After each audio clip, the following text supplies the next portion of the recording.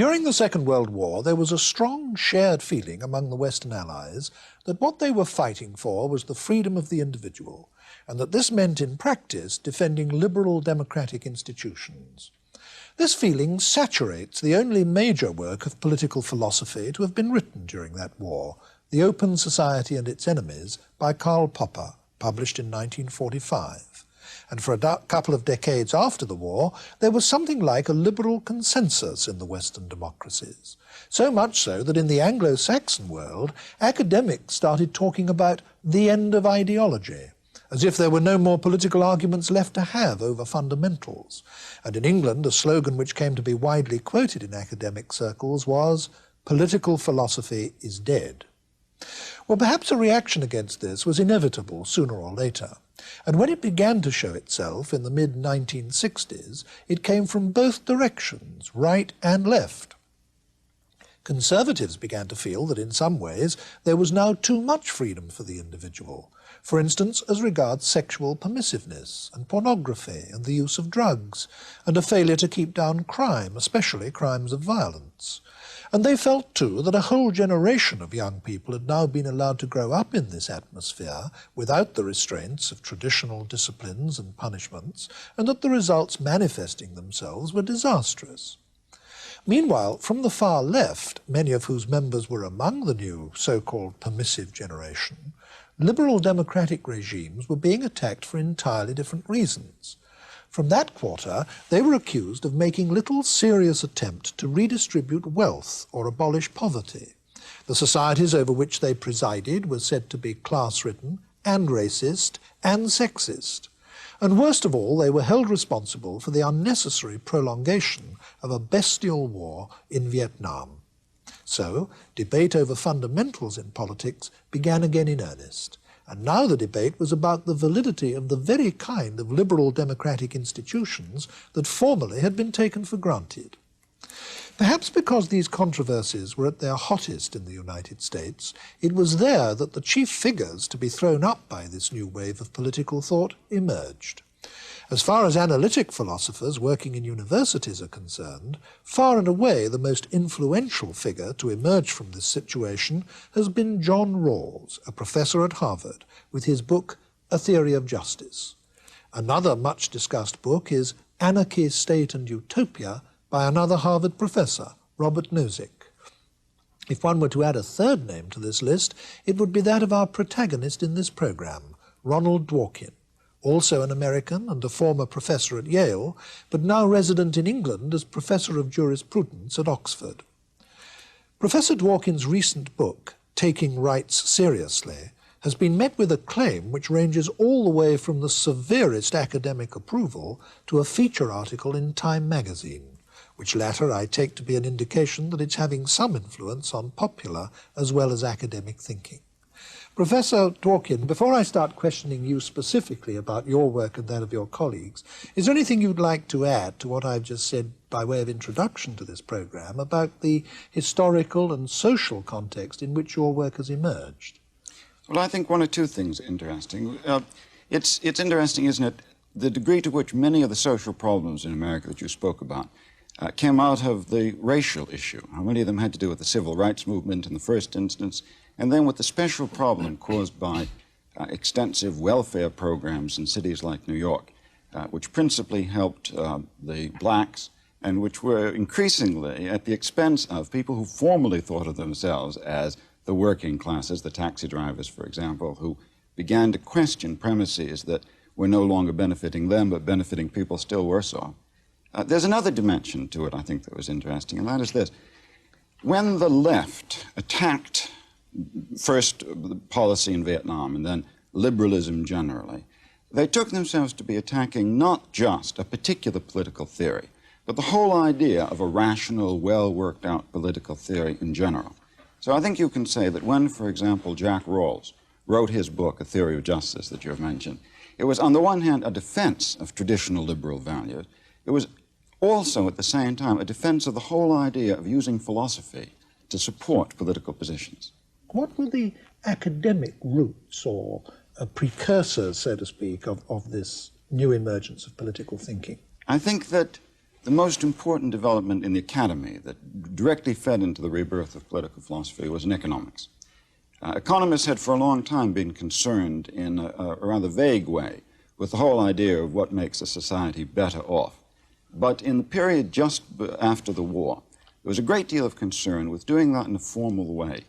That is, attempting to give numbers and figures and graphs to say when a society, by virtue of some change that helped some people to the disadvantage of other people, when you could say that nevertheless the society was better off as a whole. The work of Kenneth Arrow was very important in this country, Caldor and Hicks and so forth. So it seems to me the developments in formal economics, welfare theory economics, were very important. In America, particularly, developments in academic law were also important. In this country, it's not generally thought of, the law schools are not generally thought of places where debates of political principle take place, but they are in the United States. One of the reasons for that, of course, is the importance of the Supreme Court in deciding issues of great constitutional principle. And in the period after the war, through the 50s, indeed through the 60s, great issues of principle were decided by the Supreme Court. For a large part, they had to do with questions about how you could treat accused criminals, for example. But since these questions were decided by courts, they were questions for argument at the level of principle, which took place in law school. And Nozick's book, for example, which you've mentioned, shows, it seems to me, the print of a legal style of thinking about social questions. So I do think these two developments, economics on the one hand and law on the others, were academic precursors, in your phrase. Yeah. I said earlier that Rawls was far and away the most influential of the analytic philosophers to have emerged from this recent situation. I take it you would agree with that. Yes, absolutely. There's no doubt about that. You see Rawls' name now in so many different contexts. It's hard to read a legal treatise, for example, without seeing him mentioned 2 or 3 times. Talks to the nation, in this country as well as in America, on social policy, questions of welfare. Always the almost obligatory reference now to Rawls, sometimes in such language as to make me think they don't understand the book, but nevertheless, it's an obligatory reference. Great influence. Is it possible for you, before we get down to a specific consideration of what he says, to say why he's having this kind of influence? Yes. I think there are 2 reasons why. First, something we've just said, that is that he stands not only for a particular theory, but for a majestic demonstration of the power of argument in politics. And I think people are once again attracted to the idea that a sustained argument, which begins with things that are said to be plausibly taken to be first principles, can come down and actually tell us what to do about tort law, about the distribution of milk to school children or something of that sort. I think that impresses people very much.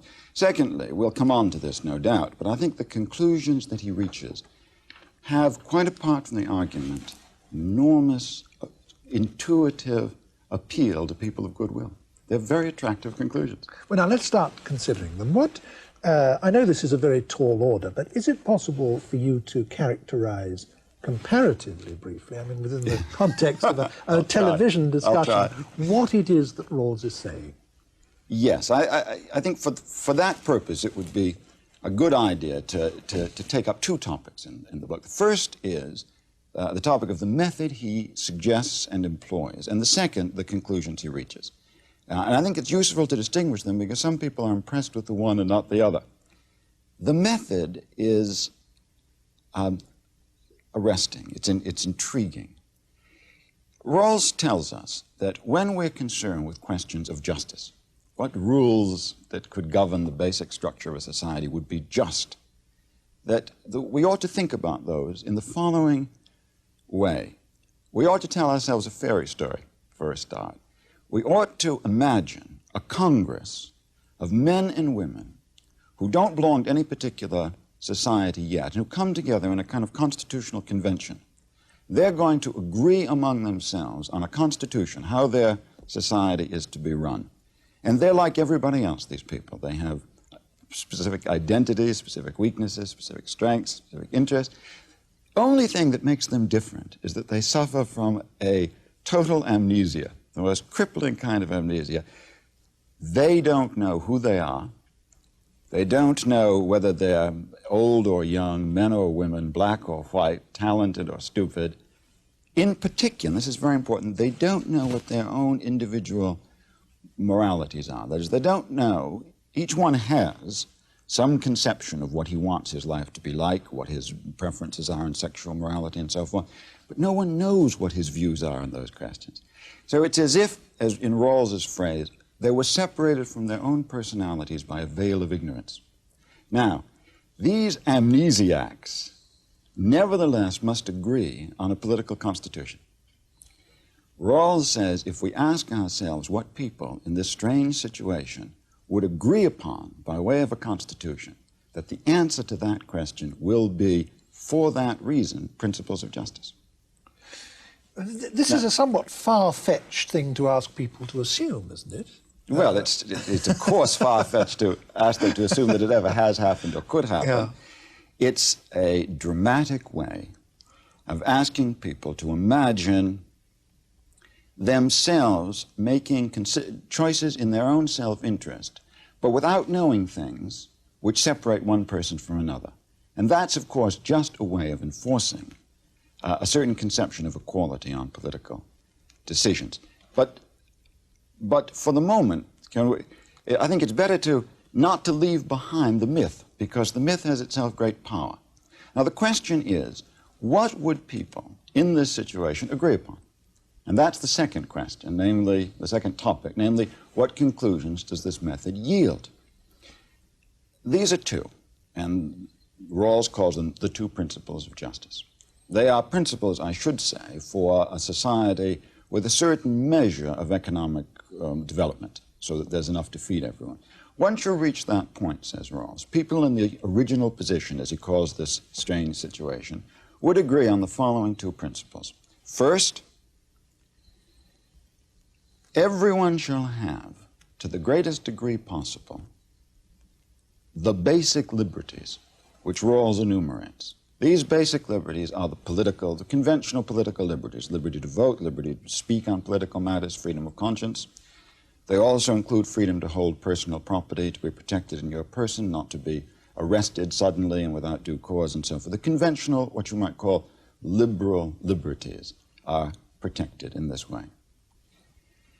Secondly, the second principle of justice, no inequality in society, in distribution, no difference in wealth, is to be tolerated unless that difference works for the benefit of the worst off group in the society. It's a very dramatic principle, the second principle. It means that if you could change society by making it overall poorer, so the middle class, for instance, was substantially worse off, you should do so if the result of that is to benefit the lowest off group in the society. So you have two principles. The first is the principle that says there are certain liberties that must be protected. The second is the rather more egalitarian principle that says, look to the situation of the worst off group. Every change in the social structure should benefit that group. The two principles are related through what Rawls calls the principle of priority. He calls it a lexicographic ordering, and says that the first principle dominates over the second. What that means is that even if, for example, it would benefit the worst off group in the society to abridge political liberties, take away rights of free speech, even if that would benefit the worst off groups in society, you must not do it. Only when liberty has been protected to the full are you entitled to consider the economic questions raised by the second principle. When you do come to those economic considerations, you must benefit the worst off class, but you can't do that until everyone's liberties are sufficiently protected. What do you yourself regard as the chief shortcomings of the theory? I think that Rawls relies too much on rather technical arguments, appealing in a very learned way to recent work in economics about what people in his original position would do. And I think those arguments are to some degree flawed. That is, it doesn't seem to be inevitable that people in his original position would come out with just what he has. I think what's more important, and what I wish he had stressed more, is the deep theory that underlies the use of this device, the sort of thing that you ask for when you say, quite rightly, why should what people decide in this rather strange situation, why should that have to do with justice? So I think it's a weakness that he, as it were, hides the real question, appears to hide the real question. But I also think that's the great strength of the book. That is, this is the kind of a book in which the usefulness, the importance of the book is not exhausted by the particular arguments it makes. It presents us with an enterprise and says to us, look, if these conclusions are appealing to you, if the idea that we must think about justice by thinking about them through these devices of fairness is at all appealing, why is that so? Doesn't this tell us something about our philosophical capacities? Doesn't it tell us something about our moral capacities that we think this? Doesn't it help to structure how we think about it? Now, it's an enterprise. Rawls' book, one of the reasons why it's so important is that it's launched an enterprise of thinking along these lines, of which he would be the first to say that this book is only the beginning. Each person who reads it will have a different vision of what the enterprise is. I, for one, have a particular way of reading this book that makes it seem more important to me. And that is this. It does seem to me that the great question, the root question for liberalism, by liberalism, of course, I don't mean party politics. I'm not referring to the Liberal Party as a party in this country. I mean the philosophic doctrine, the philosophic political theory called liberalism. The root question, it seems to me, is this. There are two possible approaches to the question of what is just. What is justice in community? One theory says that the answer to what is justice, what arrangements of goods in society is just, depends upon the answer to a further question, namely, what kinds of lives should men and women lead? What counts as excellence in a human being? One theory says, treat people as excellent people, according to some theory, would wish to be treated. The liberal rejects that notion of justice. He says that justice has a call upon institutions which is independent of any particular notion of what the good life is, but rather can appeal to people as a way of regulating society that can be agreed upon rationally by people who hold very different kinds of theories of, let's say, personal morality. This book is an attempt to show how far an appealing and altruistic and humane political theory can be generated consistent with the basic postulate of liberalism on this conception, namely that it's neutral amongst the various personal moralities that people hold. And that's a very important ambition. Would it be a fair paraphrase of what you've just said to say this, that people both to the left and to the right of liberals differ from liberals in one very important respect, namely this, that both conservatives and people of the radical left tend to regard the individual as predominantly a social animal, and to think that a political theory not only usually does, but should embody within itself a conception of how individuals should live. Whereas the liberal is someone who thinks that how individuals should live is ultimately something for individuals themselves to decide. And therefore, that you're not looking for a theory of society which itself takes that decision. Yes. And not because, I agree with that, not because the liberal is skeptical, not because the liberal says there is no answer to the question, how should human beings live, but rather because he insists, for a variety of reasons, that the answer must be given for each person, by each person for himself, and that it's the utmost insult to attempt to decide socially that question for individuals. And one of his criticisms of the conservative or the radical left would be that they assume that it's the same answer for everyone. Whereas part of his belief is that different individuals will have different answers for themselves. Yes, not because he assumes that different answers are right. He needn't be a relativist. No. But just because he insists that it robs people of personality and dignity to answer for them whether they give the right or the wrong answer. In fact, far from believing that the answers are necessarily right, the real liberal will passionately believe in the right of others to live in ways of which he disapproves. Yes. Well, passionately. Passionately, as you say. Well, now, this book of Rawls, one very striking thing about it is that it spawned an instant literature and it was only published in 1971, and already half a dozen years later, there are several other books in print on the library shelves in bookshops about it. Yes.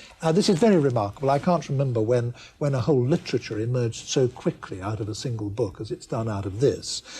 You said what you yourself regard as the most interesting or important discussion points in rules. Are there any others with which you may not necessarily yourself directly sympathise very strongly, which are nevertheless interesting to large numbers of the other critics or writers about this book?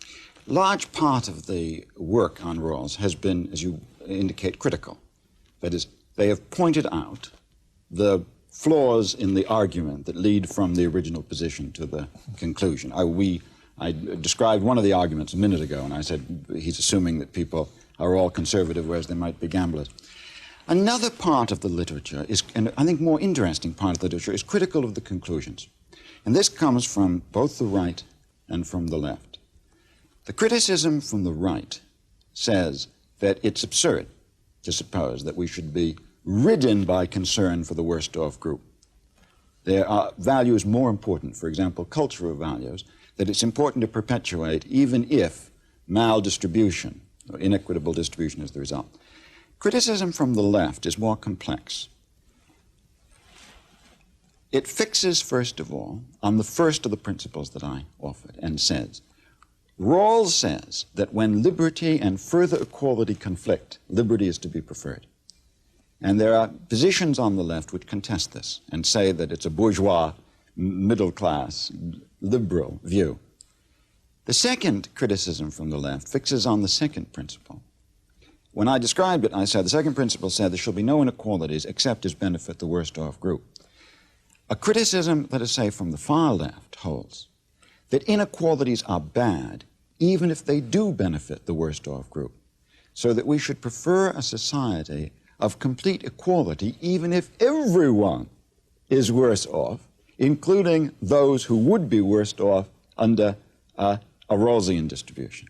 That strikes me as being a masochistic view, but it is held by some serious people. Oh, it is indeed, who make the argument that envy or resentment is itself such a divisive thing that the self-respect, the damage to self-respect that comes from seeing others better off in a social structure is such a malign influence on personality that it's wrong to suppose, in effect, that they can be better off if they're materially better off, but other people are better off still. Yes, it's a view that's very strongly held. I would say of all the criticisms of Rawls, the one most fiercely contested is this seemingly cut off your nose to spite your face view. Well, I don't think I want to go any further into that.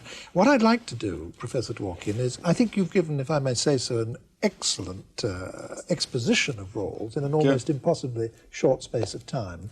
And I'd like to move on now from Rawls to the other important book that I named apart from your own, namely Anarchy, State and Utopia by Robert Nozick. I wouldn't ask you to deal with that at such length as we've just discussed Rawls, but I think it's not so important to do so as it hasn't been quite so influential. But could you do, as it were, do more briefly for Nozick what you've just done for Rawls? I'll try. Nozick starts his argument with remarkable proposition. It's remarkable in its simplicity. Individuals have rights, he says, and there are some things that cannot be done to them without violating their rights. Well, that's an unexceptional statement. Of course that's so. But then we find out what these rights are. And it turns out that the Nozickian rights have this force, that it is wrong either to injure a person or take away his property for any reason except with his consent, unless to do so is necessary to protect someone else's rights to his property or his person. Now, this means, this is very, very strong. Indeed, it's so strong that one might ask, is it possible to have a state at all that respects that principle? And surprisingly, the first third and the most densely argued part of Nozick's book is presented as a defense of the state itself against the anarchist. Nozick obviously takes this as no mean question. And obviously it isn't. After all, if you take my property away from me, then you've violated my rights. I have a right to take it back. But a state claims a monopoly of the power to use force.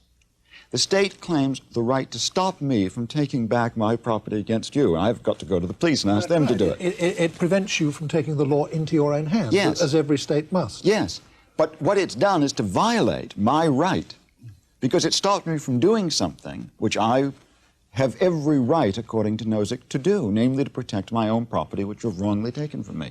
Nevertheless, Nozick agrees that if everyone did take the law into his own hands, there'd be anarchy. So the question is, what's wrong with anarchy? And his argument here is very elaborate. It may or may not work. There's a considerable doubt about it.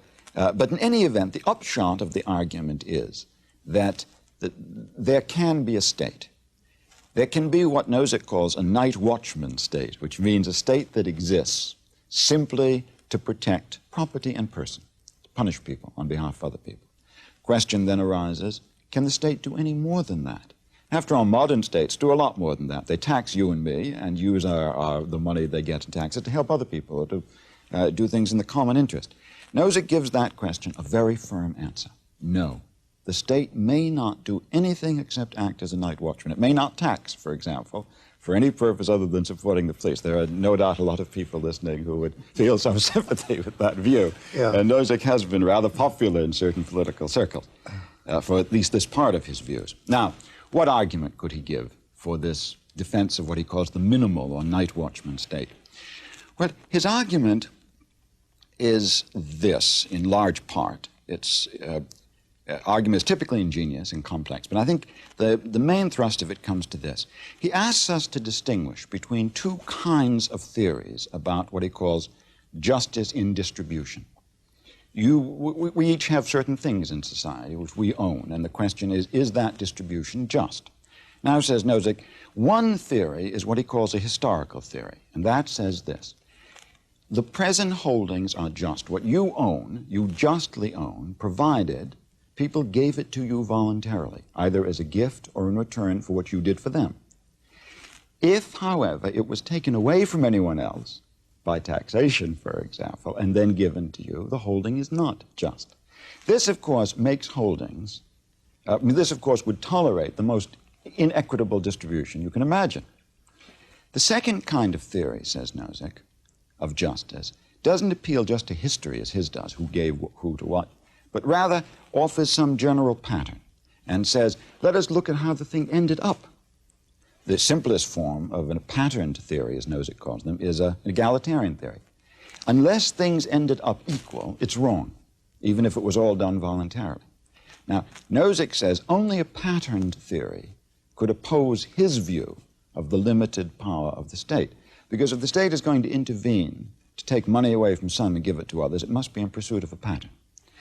Nozick, therefore, wishes to argue that any patterned theory is intolerable. And his argument goes like this.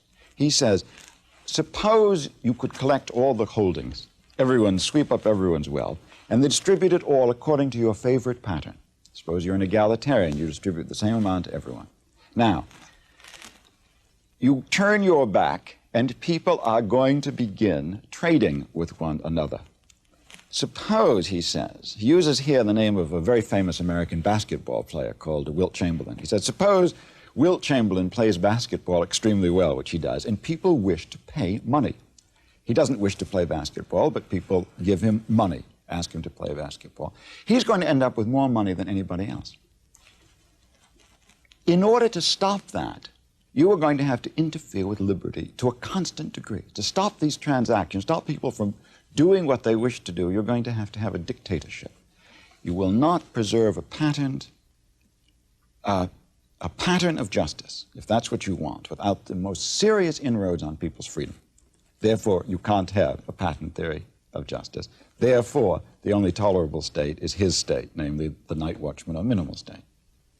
Well, this seems to be based fundamentally on a concept of the importance of free exchange. Yes. Would that be right? Yes. That seems to be absolutely the root. It comes back to this notion of consent. Yes. Anytime you lose something, it must be with your consent. Yes, yes. What would you advance as the chief criticisms of Nozick's theory? Two. First, that his notion of what basic rights people have, namely this right not to lose their property except with their consent, simply arbitrary.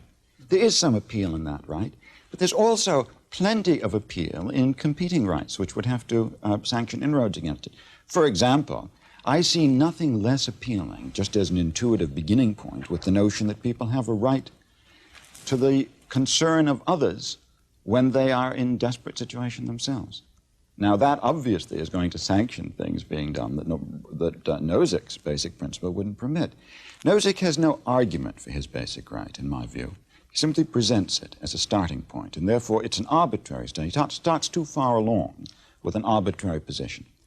Secondly, I think, as the Wilt Chamberlain argument I gave you, I think well illustrates, his arguments tend to be all-or-nothing arguments. They're ingenious, but there are many of them of the form, it would obviously be impossible to prevent any exchanges. Therefore, it follows that automatically, if that's a great injustice, a little interference with liberty is also an injustice, possibly a smaller one. And of course, that doesn't follow. And in fact, in American society and British society, we do have the state interfering constantly with these exchanges, but it would be quite untrue to say that this constitutes dictatorship. Yes, exactly. There's a certain threshold of interference, a threshold of degree and kind. Obviously, taxing a man, taxing Wilt Chamberlain at the end of the year and saying you've got to give back half of what you've earned, is not the kind of interference with liberty that it would be to say no one can pay money to see him play basketball. Those are two different things. I want finally to come to your own work, Professor Dworkin. How do you, perhaps in the light of the discussion we've had up to this point, how do you relate what you're doing to what Rawls and Nozick are doing? Well, if you look at it from a certain distance, some people would say a great distance, I think we're all working the same street in a way. That is, if you take the conception of liberalism that I offered a few minutes ago, and you very well summarized by saying that the liberal has this view which distinguishes him both from the left and the right, namely that the right way to live must not be a matter of political concern, then each of us, it seems to me, can be seen as in some way protecting or trying to defend that idea of liberalism. But nevertheless, we disagree. I tend, of course, as you will have gathered, I tend to be much closer in sympathy to Rawls than to Nozick. But one way of summarizing the disagreement, it seems to me, would be to pay attention to this supposed conflict between liberty and equality. People make a great deal of this. You might say that Nozick is off on one side. Nozick says liberty is everything. Equality counts for nothing, except as it's the accidental result of free transactions, which is extremely unlikely. So liberty is everything, equality counts for nothing. When Rawls puts together his two principles, it looks, at least on the surface, as if he's attempting to make a compromise between the two. That is, he selects certain basic liberties, the political liberties, but he says these do come first. And these do oppose equality, and if equality would be better served by invading them, nevertheless, they must not be evaded. Now, I'm very anxious to contest the whole idea that the rights of the individual that we call liberty are antagonistic to equality. I've tried to stress in my work the degree to which rights of the individual only make sense as the consequence of a very deep kind of egalitarianism. And therefore, I wish, as it were, to change the terms of debate by asking about the claim of right. Is this right necessary to protect equality, rather than by saying how much equality need we give up in order to achieve it? Now, if the program that I thus propose can be carried out, it would seem to me to protect liberalism from an unnecessary position, namely that liberalism somehow is unconcerned with the worst off people in society. Rawls, it seems to me, shows that it needn't be. But I want to go a bit further than that and argue that there is in the motor of liberalism, in that basic conception, there is a drive towards equality, so that at every moment the defense of liberalism is itself a defense of equality. Would it be an acceptable sort of bold schematism of the three views to say that Nozick goes for, as it were, rights without equality, Rawls goes for equality without rights? What you want to do is to insist that the two can only be even conceptualized in relation to each other, that they are mutually supportive notions? That third certainly is my view, yes. Yeah. That the whole, indeed, I doubt, see, I want to say that the idea of rights itself is a very problematic idea. It's something that can't be taken for granted. It has to be rooted in something else. After all, when you say someone has a right, then in the sense that I think is the most politically powerful, what you're really saying is the general welfare must suffer, if necessary, in order to protect that right. When you take that claim seriously, then it begs for a defense. It's not intuitively defensible. It begs for a defense. Why must the general welfare suffer? Why must the majority lose out to protect, for example, someone's right to speak his mind?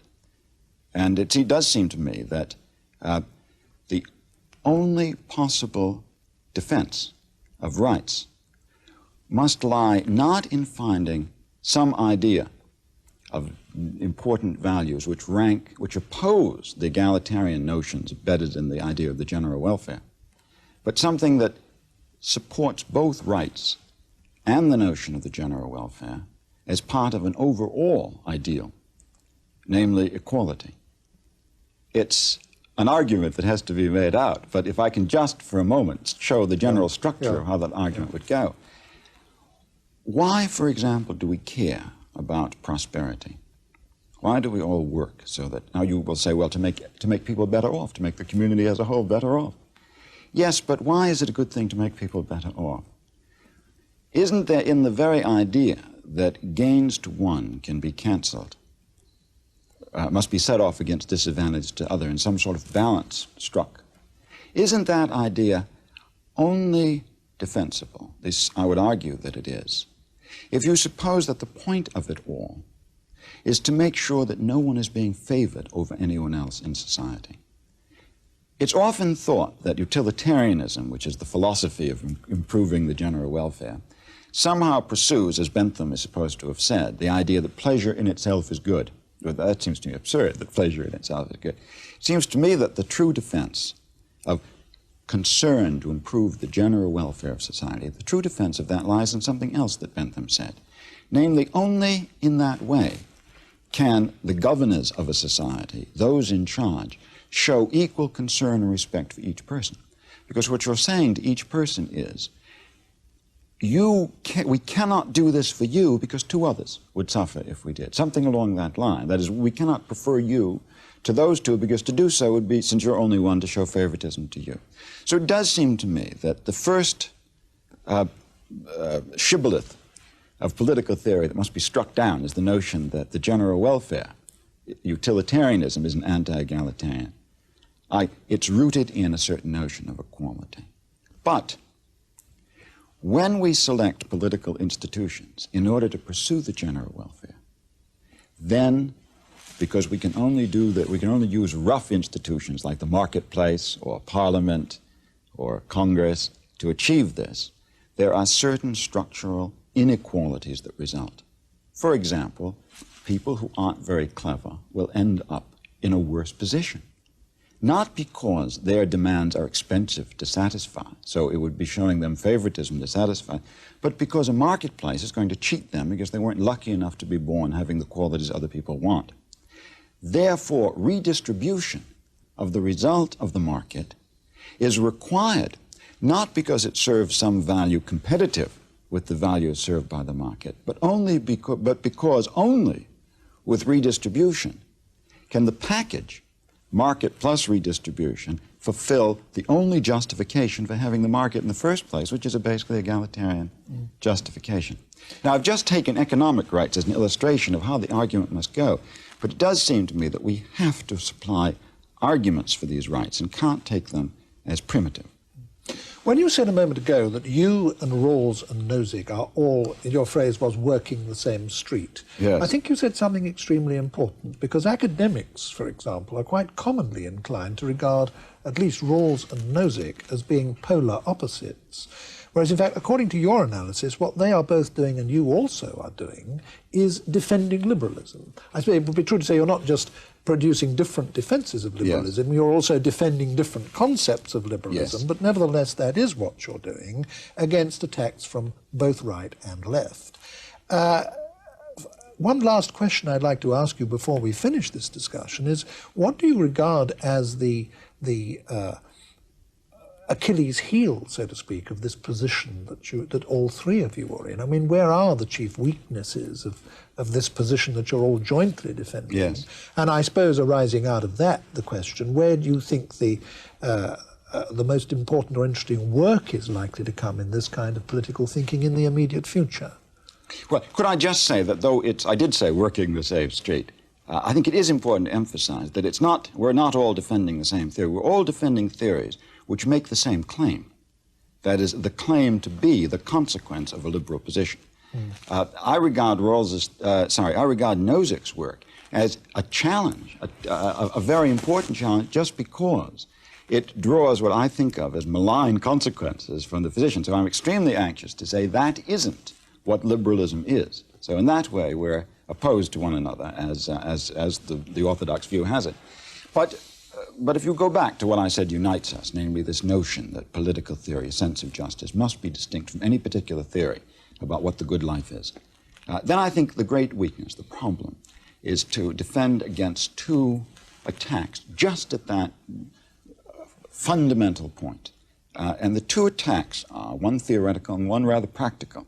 Theoretical attack, which must be met, is this: that the view of liberalism that I've just described rests on a nihilistic or otherwise unattractive or impoverished view of human nature, of what human beings are. You said at one point in our discussion, these opposing views take the position man is social. Well, of course, the liberal doesn't deny that, but the argument is that liberalism is committed to what's often called a Humean or Benthamite or atomistic conception of human nature, which is wrong. Now, we don't have time to go into that, but it does seem to me, first, that it's not true, but absolutely necessary for liberals now to demonstrate that it's not true and to show that the true father of liberalism, if you will, is not Jeremy Bentham, who is in fact rather an embarrassment for liberals, but Kant, whose conception of human nature cannot be called impoverished. Now, the practical problem is this.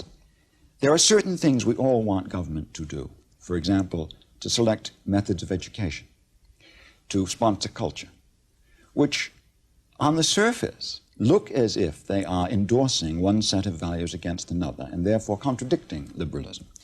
It does seem to me very important for liberals to develop a theory which would make a distinction here between enriching the choices available to people and enforcing a choice upon people. The crucial idea, it seems to me, is the idea of imagination.